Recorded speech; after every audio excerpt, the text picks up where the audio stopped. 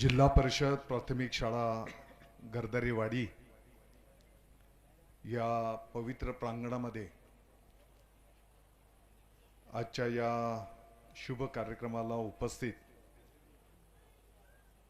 सन्माननीय आमदार राहुल दादा कोलजी, जिल्हा परिषदचे सन्माननीय अध्यक्ष वीर धवल जगदाळेजी, उपाध्यक्ष माननीय विवेक दादा वळसे पाटील जी, जिल्हा परिषदचे सीईओ माननीय गजानन जी पाटील, माजी आमदार रमेशजी थोरात, सुखदेव भाऊ चोरमलेजी, प्रफुल्लजी शिवले, सागर आबा शेलार, साहेबरावजी पोळ, शुभांगीताई शिंदे, डॉक्टर हेमंत वसेकरजी, शरदजी गोसावी, डॉक्टर महेश पालकरजी, काटमोरेजी, कमलादेवी आवटेजी, महेशजी शेंडकर, आपल्या गावाच्या सन्माननीय सरपंच सुभाषजी कुलाक, शाळा व्यवस्थापन समितीचे सन्माननीय सदस्य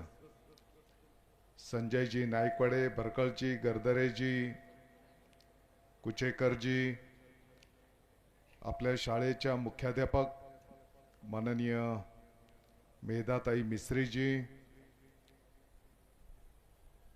मला वाटतं की या कार्यक्रमाला तालुक्यातून आलेले सर्व सन्माननीय आयडॉल शिक्षक बंधू भगिनी, या शाळेच्यासाठी ज्यांनी जमीन दिली ते शेतकरी बांधव आदरणीय लक्ष्मण गर्दरेजी, CSR फंड्स ज्यांनी उपलब्ध करून दिले ते इनोबल सोशल इनोव्हेशन फाउंडेशनचे पदाधिकारी, मॅग्नास टायरचे पदाधिकारी आणि इतरही आहेत. आदरणीय मंच, आमदार साहेब आजच्या कार्यक्रमाला या पंचक्रोशीतून साधारणपणे 100 ते 150 गावांचे पदाधिकारी पण आलेले आहेत, त्या गावाचे लोकप्रतिनिधी पण आलेले आहेत. जसा इथे कार्यक्रम आपण संपन्न करतो आहोत, जागेच्या अभावी एक व्यवस्था खाली पण केलेली आहे आणि यूट्यूबच्या माध्यमातून महाराष्ट्रातील हजारो शाळांमध्ये लाखो शिक्षक बंधू भगिनी, ग्रामस्थ आजचा हा कार्यक्रम लाईव्ह त्या ठिकाणी पाहत आहेत. या कार्यक्रमाला अनेक आयडॉल शिक्षक बंधू भगिनी पण उपस्थित आहेत, ग्रामस्थ उपस्थित आहेत, पत्रकार बंधू भगिनी पण उपस्थित आहेत. खरं म्हटलं तर गर्दरेवाडी 50 घरांचं ही वस्ती आहे, 200 लोकसंख्येचं ही वस्ती आणि आताच्या घडीला 1ली ते 4थी जी आपली जिल्हा परिषदची शाळा आहे त्याची पटसंख्या आहे 22. एक महिन्यामध्ये गावाने जर ठरवलं, ग्रामस्थांनी जर ठरवलं, शाळा व्यवस्थापन समितीने जर ठरवलं आणि आमच्या शिक्षक बंधू भगिनींनी जर ठरवलं तर कशा पद्धतीने कायापालट होऊ शकतो हे ज्वलंत उदाहरण म्हणून आपली गर्दरेवाडीची ही शाळा आहे. आणि म्हणून अतिशय इंटेरियर जरी असेल तरी पण जेव्हा गाव एकत्रित येत आहे, आमचे शिक्षक बंधू भगिनी जेव्हा एकत्रित येतात आणि खऱ्या अर्थाने या सर्व चळवळीला ज्यांचं मार्गदर्शन लाभतंय ते दत्तात्रय वारे गुरुजी जेव्हा मार्गदर्शन करतात तर अशा पद्धतीने फक्त 1 महिन्याच्या कालावधीमध्ये शाळेमध्ये क्रांतिकारी बदल होऊ शकतो. यासाठी आजचा हा कार्यक्रम विशेष या ठिकाणी आयोजित केलेला आहे. खरं म्हणजे दत्तात्रय वारे गुरुजी सतत 4 दिवसांपासून इकडेच होते वाटतं. आणि त्यांची तब्येत थोडी बिघडली. मी त्यांना सांगितले की पहिले तुम्ही उपचार करा, आणि म्हणून दवाखान्यामध्ये ते असल्यामुळे या कार्यक्रमाला ते उपस्थित नाहीत. मी देवाला प्रार्थना करेन की त्यांची तब्येत लवकरात लवकर बरी हो, अशा प्रकारची प्रार्थना. म्हणजे एवढा गंभीर विषय नाही आहे, ताप आलेला आहे, परंतु ते लवकर बरे झाले म्हणजे गर्दरेवाडी सारख्या आणखी 100 ते 150 शाळेंचं टार्गेट आमचं या ठिकाणी आमदार साहेब आहे. आणि यासाठी खऱ्या अर्थाने आज मी मुद्दामहून माननीय आमदार साहेबांच्या तर मतदारसंघातलाच कार्यक्रम आहे, परंतु जिल्हा परिषद अध्यक्ष उपाध्यक्ष महोदय, सीओ महोदय, जिल्हा परिषदचे सन्माननीय सदस्य महोदय, काही नगरसेवक महोदयांना पण बोलवलेलं आहे की तुमचे आशीर्वादांची गरज या आमच्या जिल्हा परिषदच्या शाळेंना त्या ठिकाणी आहे. मला वाटतं की गाव जर एकत्रित आलंय तर, आणि शिक्षक बंधू भगिनींनी पण सकारात्मक प्रतिसाद दिला, तर अशा पद्धतीने कायापालट त्या ठिकाणी होऊ शकतो.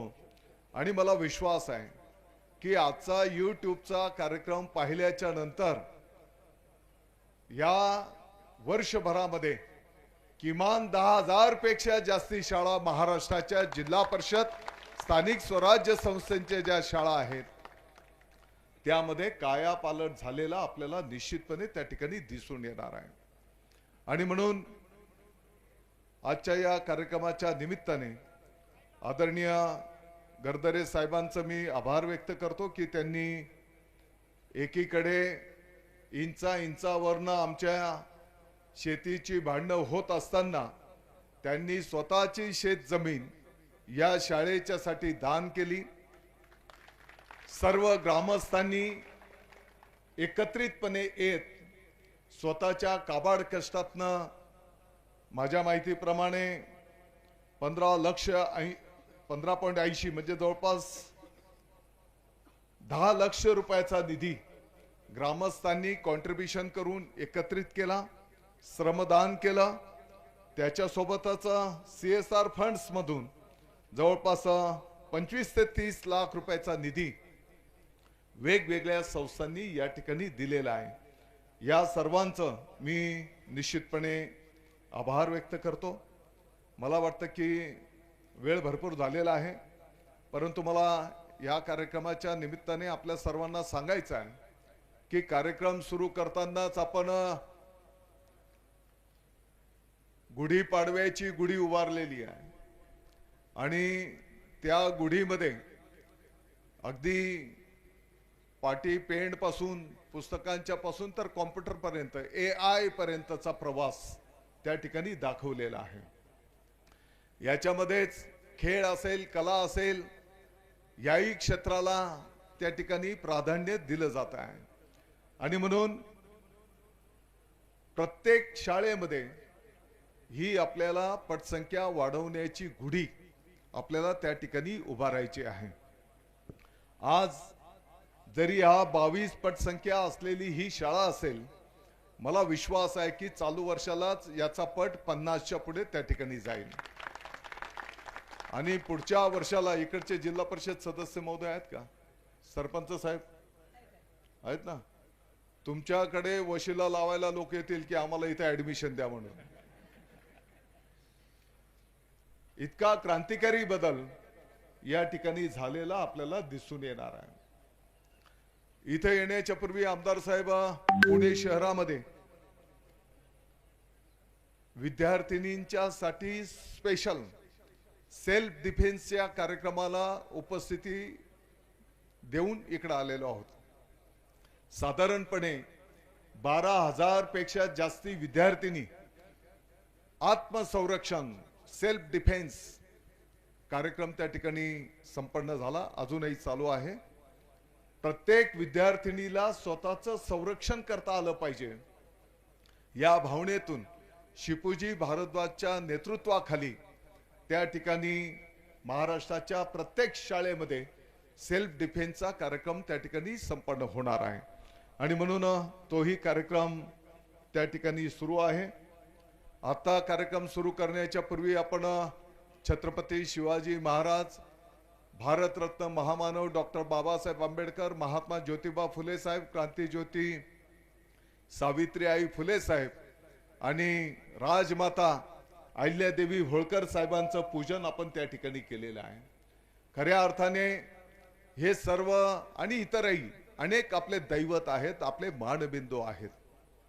आणि म्हणून येणाऱ्या काळामध्ये आपल्याला या सर्व मानबिंदूंचा इतिहास सुद्धा प्रत्यक्ष पुस्तकातनं त्या ठिकाणी शिकायला, अभ्यासायला त्या ठिकाणी मिळणार आहे. आम्ही आता पाहिलं की खूप कमी जीवनपट या महान थोर पुरुषांचा, आपल्या मानबिंदूंचा त्या ठिकाणी आहे. आणि म्हणून येणाऱ्या काळामध्ये तसं म्हटलं तर पुणे जर म्हटलं तर मला वाटतं की महात्मा ज्योतिबा फुले साहेब, क्रांतीज्योती सावित्रीबाई फुले साहेब यांचं तर ही कर्मभूमी आहे. आणि कदाचित क्रांतीज्योती सावित्रीबाई फुले साहेब जर राहिल्या नसत्या तर कदाचित मंचावर पण आणि समोर पण महिला भगिनींना बसायला जागा राहिली नसते. केवळ क्रांतीज्योती सावित्रीबाई फुले साहेब जन्माला आल्या, त्यांनी जे कार्य उभं केलं त्यांच्यामुळेच आज महिला भगिनींना सन्मान त्या ठिकाणी मिळताना आपण पाहतो आहोत.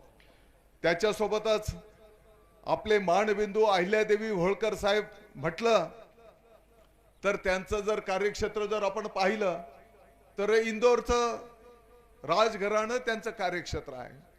परंतु अहिल्यादेवी होळकर साहेबांनी संपूर्ण भारतभर अनेक विकासाची कामं संपन्न केलेली, देव मंदिरांची कामं केलेली, अनेक ठिकाणी पूल असतील, विहिरी असतील, अशी अनेक विकास कामं अहिल्यादेवी होळकर साहेबांनी संपन्न केलेली आपण सर्वांनी पाहिलेली आहेत. आणि म्हणून या सर्वांचा आदर्श घेत येणाऱ्या काळामध्ये आपल्या सर्वांना त्या ठिकाणी मार्गक्रमण करावं लागणार आहे.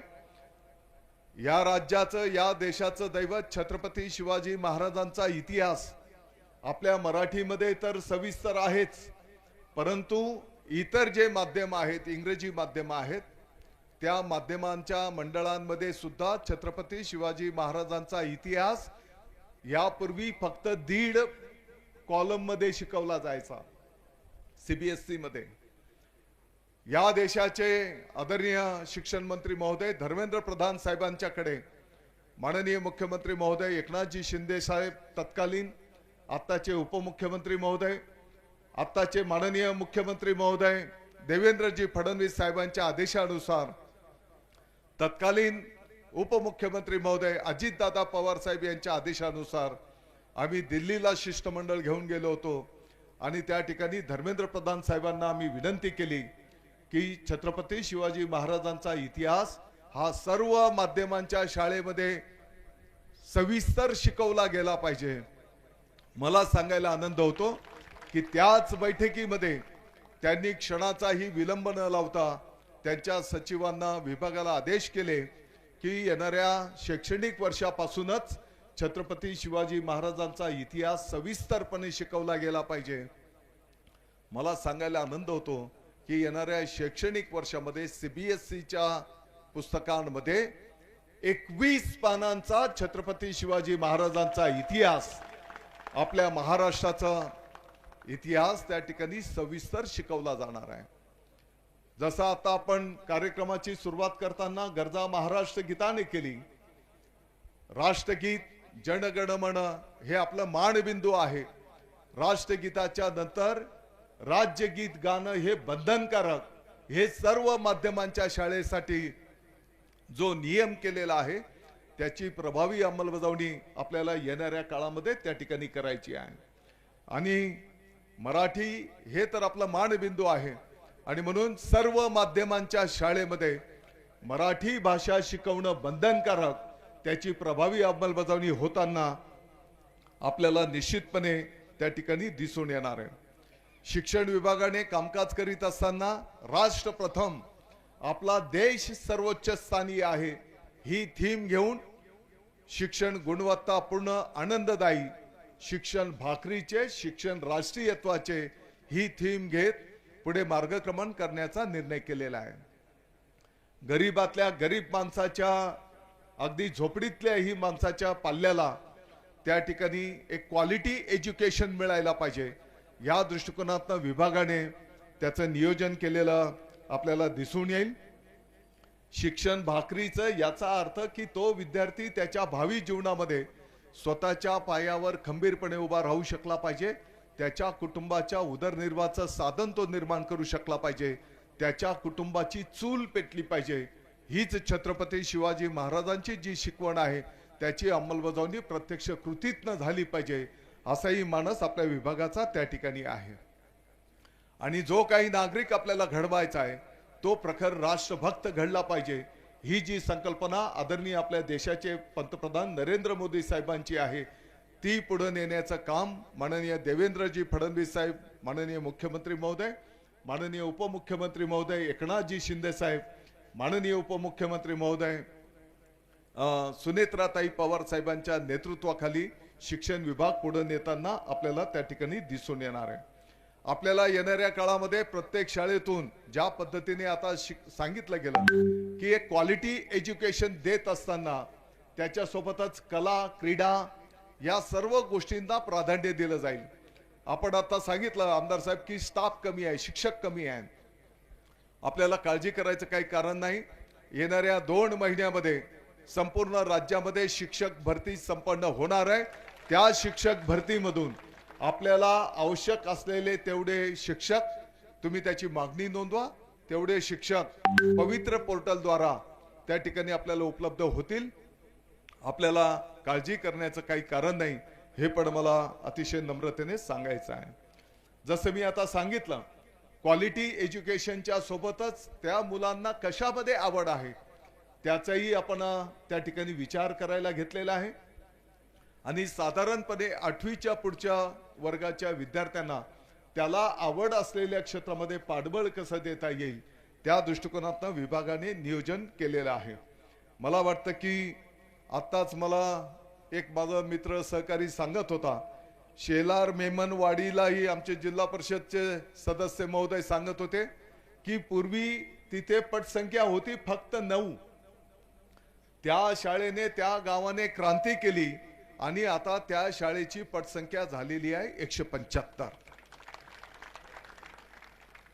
कदाचित इथं बसलेल्यांच्या पैकी 90% आपण सर्वजण जिल्हा परिषद नगरपालिकेच्या शाळेतनं शिकून पुढे आलेलो आहोत।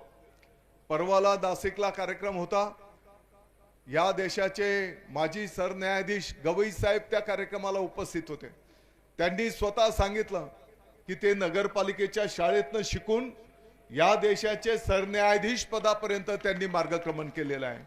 आणि अनेक पंतप्रधान महोदय असतील, राष्ट्रपती महोदय असतील, अनेक जगाच्या पाठीवर नेतृत्व करणारे आपले या जिल्हा परिषद नगरपालिकेच्या शाळेतनं शिकून पुढे गेलेले आहेत।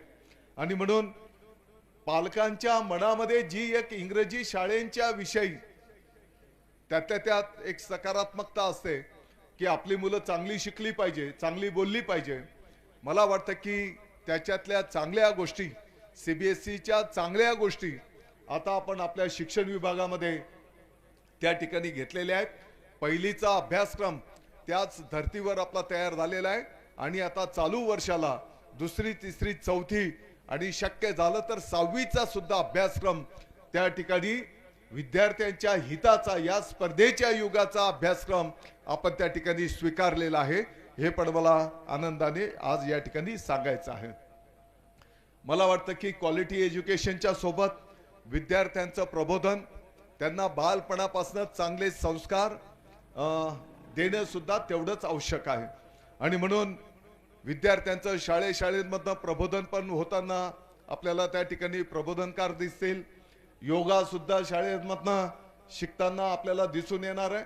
आणि एवढंच नाही तर एक सैनिकी शिस्त आपल्या या बालपणापासूनच जर असली तर त्याच्या भावी जीवनामध्ये त्याचा एक चांगला परिणाम त्या ठिकाणी दिसून येणार आहे। आणि म्हणून सैनिकी प्रशिक्षण सुद्धा आपण प्राथमिक पातळीवरचं प्रत्येक शाळेतून त्या ठिकाणी द्यायला घेतो आहोत, हे पण मला या ठिकाणी नमूद करायचं आहे। आणि हे सगळं होत असताना आमदार साहेब तुम्हाला माहिती आहे की आमच्या शिक्षक बंधू भगिनींच्या पाठीमागे खूप कामं असतात, बरोबर आहे ना? अरे बरोबर आहे का नाही? बघा, आणि म्हणून अशैक्षणिक कामांचा भार कमी कसा करता येईल याचाही विभाग त्या ठिकाणी गांभीर्याने विचार करतो आहे. परंतु काही कामं अशी आहेत, आता काही निवेदन आले होते, काही कामं अशी आहेत की संपूर्ण देशाला असं वाटतं की हे काम फक्त शिक्षकच चांगलं करू शकतात.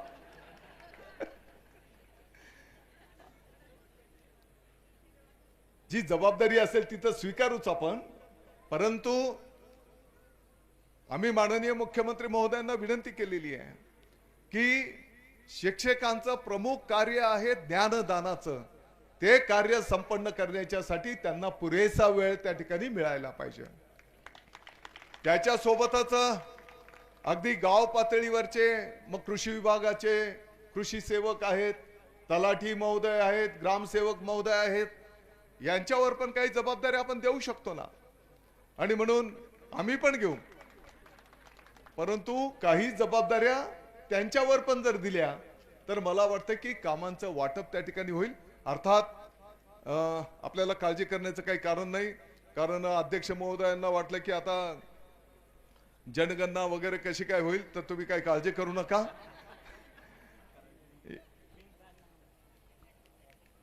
आमचे शिक्षक बंधू भगिनी जीवाचं रान करून त्यांच्या व्यक्तिगत पातळीवरच्या अनेक अडचणी असताना सुद्धा ज्ञानदानाचं पवित्र कार्य गेली अनेक वर्षांच्या पासून संपन्न करताना आपण पाहतो आहोत. अनेक अडचणी आहेत, व्यक्तिगत पण असतात, काही कौटुंबिक असतात, काही शाळेच्या अडचणी असतात. आता काही ठिकाणी तर काही महाभाग असे पण आहेत की ते माहितीच्या अधिकारातनं सारखं त्रास देत असतात. घरदारीवाडीची नाही गोष्ट ही, दुसऱ्या भागातली आहे, आणि सारख्या तक्रारी करत असतात. जसं आता आमदार साहेब सांगत होते, काही गावांमध्ये अतिशय चांगलं काम चाललेलं, परंतु काही महाभाग थेट मुख्यमंत्री महोदयांच्याकडे सारखं दर आठवड्याला पत्र पाठवतात. हरकत नाही, लोकशाहीमध्ये त्याला तो अधिकार आहे, परंतु चांगलं काम होत असेल तर त्याला पाठिंबा देणं, आशीर्वाद देण्याची गरज आहे. चुकीचं काम केलं असेल तर तुम्ही निदर्शनास आणून द्या, जे चुकीचं असेल त्याच्यात सुधारणा करू. वारंवार चूक करत असेल तर कारवाई होईल, परंतु चांगल्या कामाला पाठिंबा सुद्धा दिला गेला पाहिजे, अशी पण विनंती या कार्यक्रमाच्या निमित्ताने मी त्या ठिकाणी करेन. अशैक्षणिक कामं कमी करत असताना पाठीमागच्या काळामध्ये आपल्या सर्वांना माहिती की 14 समित्या होत्या. त्या 14 समित्यांची माहिती दर महिन्याला, दर 3 महिन्याला आपल्याला द्यावी लागायची. 14 समित्या कशा होत्या ते तुम्हाला माहिती आहे, सगळ्यांना माहिती आहे. हे कागदी घोडी आपण नाचवायचो, आहे का नाही? आता 14 समित्यांचं रूपांतर फक्त 4 समित्यांमध्ये आपण त्या ठिकाणी केलेलं आहे. आणि जसं आता आपली शाळा व्यवस्थापन समिती आहे, शाळा व्यवस्थापन समिती करता पण आपण टाळ्या वाजवून अभिनंदन करा, कारण त्यांनी पुढाकार घेतला, आमच्या शिक्षक बंधू भगिनींनी पुढाकार घेतला, गावाने पुढाकार घेतला, वारे गुरुजींनी मार्गदर्शन केलं, त्यामुळे आजचा हा शुभ दिवस या ठिकाणी उजाडलेला आहे. मला वाटतं की आज 150 गावातनं जे काही पदाधिकारी आलेले आहेत, आपण संकल्प करूया की येणाऱ्या एप्रिल म्हटलं तर मग तो एप्रिल फुल होईल, मे महिना बोलू, मे महिन्यामध्ये प्रत्येक शाळेचं क्रांतिकारी बदल आपल्या महाराष्ट्रामध्ये झालेला आपल्याला दिसला पाहिजे. आणि म्हणून मी सर्वांना विनंती आवाहन करेन, जिल्हा परिषद अध्यक्ष महोदय आपल्याला विनंती आहे, तसं माननीय ग्रामविकास मंत्री महोदयांच्याकडे आमची बैठक संपन्न झालेली आहे.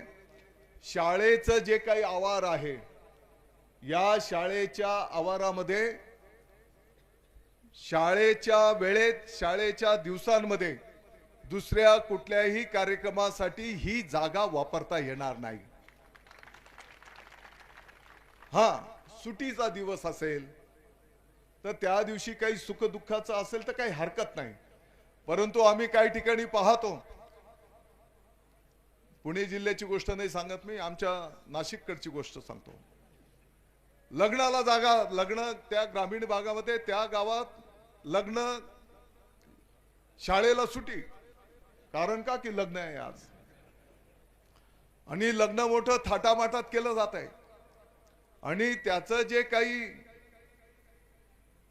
अन्न पदार्थ असतील, घाण कचरा असेल, तो शाळेमध्ये तसाच पडून असतो. या शाळेमध्ये येणारे विद्यार्थी कुठले आहेत?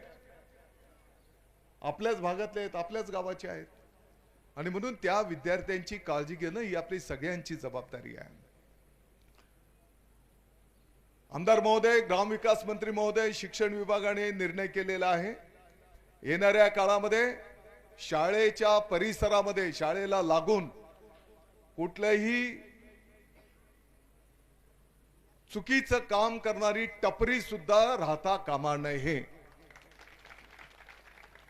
की ज्या टपरीवरनं काही पुड्या विकल्या जात असतील तंबाखूच्या, काही जसं आता आपण बोलले अंमली पदार्थ, हे शाळेच्या परिसरामध्ये बिलकुल राहणार नाहीत, आणि याची अंमलबजावणी पुढच्या महिन्यापासूनच संपूर्ण महाराष्ट्रामध्ये होताना आपल्याला त्या ठिकाणी दिसून येणार आहे. आणि म्हणून मी या कार्यक्रमाचं वेळेचं भान ठेवत माननीय सागरजी शेलार, प्रफुल्लजी शिवले या दोघांनी या संपूर्ण शाळेसारखा करण्याचा निर्णय त्या ठिकाणी केलेला आहे, दोन्ही जिल्हा परिषद गटामध्ये. मी त्यांचा आभार व्यक्त करतो, जिल्हा परिषद सदस्य महोदयांचं.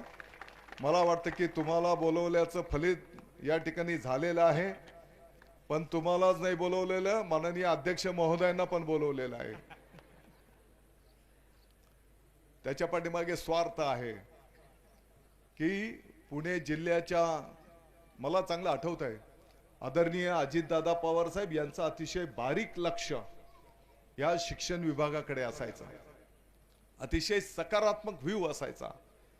डीपीडीसीला जरी 5% निधीची मर्यादा असेल तरी 10-15% निधी ते या शाळेंच्या कामासाठी द्यायचे, आणि म्हणून या संपूर्ण जिल्ह्याचं आपल्याला जिल्हा परिषद आणि नगरपालिकेच्या शाळेंचं चित्र बदललेलं त्या ठिकाणी असलं पाहिजे.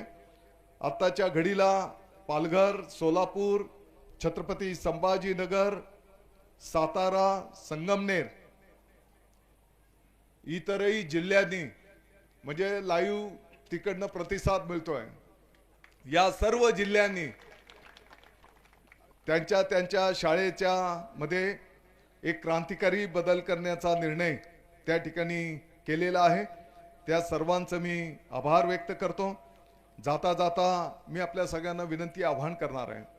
मला माहिती आहे भाषण करायला म्हटलं तर तासभर पण आपण बोलू शकतो, परंतु आपल्या विभागाची थीम राहिलेली आहे, बोलण्याच्या पेक्षा कृतीतनं काम करा. मी आपल्याला विश्वास देऊ इच्छितो, जिथपर्यंत शिक्षण विभागाचा विषय आहे, माननीय मुख्यमंत्री महोदय देवेंद्रजी फडणवीस साहेब, माननीय उपमुख्यमंत्री महोदय एकनाथजी शिंदे साहेब, माननीय उपमुख्यमंत्री महोदया सुनीत्राताई पवार साहेब यांचं पूर्ण पाठबळ आपल्या या विभागाला असल्यामुळे येणाऱ्या वर्षभरामध्ये गुढीपाडवा, पटसंख्या वाढवा हा जो काही संकल्प आपण सगळ्यांनी केलेला आहे, मी आपल्याला आश्वस्त करू इच्छितो, आपण सर्वजण मिळून कष्टपूर्वक असं कार्य संपन्न करू की पुढच्या 26-27 मध्ये असं काम करू आपण की 27च्या नंतरचे अनेक पालक त्यांच्या पाल्यांना इंग्रजी माध्यमातून काढून आपल्या मराठी शाळेमध्ये प्रवेश देताना आपल्याला पाहायला मिळते. अनेक गोरगरीब लोक असे आहेत की ते त्यांच्या मुलांच्यासाठी कर्ज काढून या इंग्रजी माध्यमांच्या शाळेमध्ये डोनेशन फी भरून आपल्या पाल्यांना प्रवेश देताना आपण पाहतो आहोत. आणि म्हणून मी आपल्याला सगळ्यांना विनंती आवाहन करेन, मंचाला पण विनंती आवाहन करणार आहे, सगळ्यांना विनंती आवाहन करणार आहे, यूट्यूबच्या माध्यमातून संवाद साधणाऱ्या सर्वांना विनंती, मी आवाहन करणार आहे, आपल्या गावामध्ये मंदिर असणं अतिशय महत्त्वाची गोष्ट आहे. ते तर आपलं दैवतच आहे. आता येणाऱ्या काळामध्ये आपल्याला विद्यार्थी दिसून येतील, शाळेमध्ये येण्याच्या पूर्वी घरी त्यांचं जे दैवत असेल त्या दैवताला नमस्कार करतील. आपले आजी आजोबा, आपले आई वडील त्यांना ते नमस्कार करतील. शाळेमध्ये आल्याच्या नंतर गुरुजींना ते नमस्कार करतील. दुपारी भोजन करण्याच्या पूर्वी शेतकरी राजा, शेतमजुरांना त्यांच्यामुळे त्यांच्या ताटापर्यंत ते अन्न आलेलं आहे त्यांना नमस्कार करतील. रात्री झोपण्याच्या पूर्वी आपल्या देशाचे जे सैनिक सीमेवर रक्षण करतात त्यांना नमस्कार करतील. इथपासून तर गुणवत्तापूर्ण आनंददायी शिक्षण कसं मिळेल, राष्ट्रीयत्वाचं शिक्षण कसं मिळेल, असे बदल झालेले आपल्याला या विभागामध्ये दिसून येतील.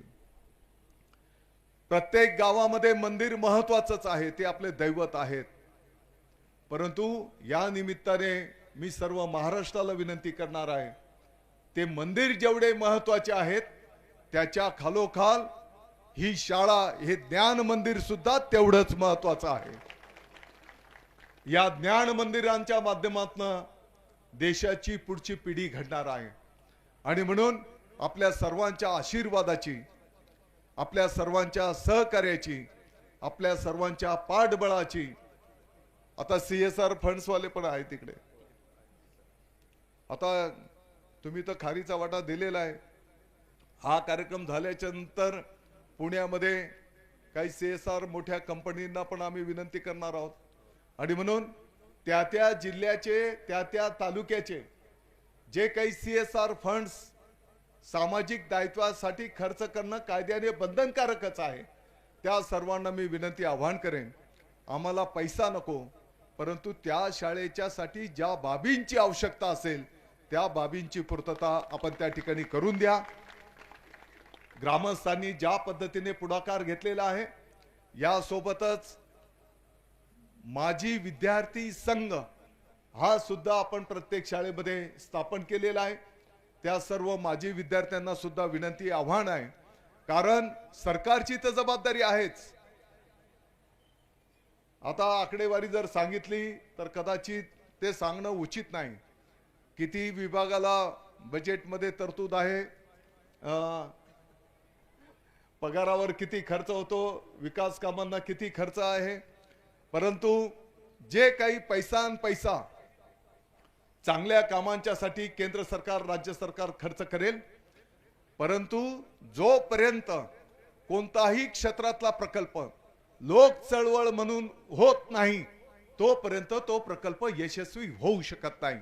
आणि म्हणून एक लोक चळवळ आपण निर्माण करावी. या शाळेंकडे आपण जाणीवपूर्वक लक्ष द्या, शाळेंमध्ये या, असं मी विनंती, आवाहन करतो. या शाळेमध्ये लिहिलेलं आहे, थँक्यू विजिट अगेन, म्हणजे शाळेला भेट द्या. येताना तुमचं सहर्ष स्वागत आहे आणि जाताना आभार मानत असताना परत शाळेला भेट द्या, असं पण विनंती, आव्हान या कार्यक्रमाच्या निमित्ताने करतो. वेळेचं भान ठेवतो. फक्त एकदा सगळ्यांना विनंती की एक 10-12 मिनिटाची एक क्लिप आहे, ती क्लिप आपण बघावी आणि प्रत्येक शाळेमध्ये याचं अनुकरण कसं करता येईल ते आपण बघावं, एवढीच विनंती करतो. माननीय अध्यक्ष महोदय, माननीय आमदार महोदय, सर्व सन्माननीय लोकप्रतिनिधी, सर्व सन्माननीय अधिकारी, सर्व सन्माननीय पंचक्रोशीत आलेल्या सर्व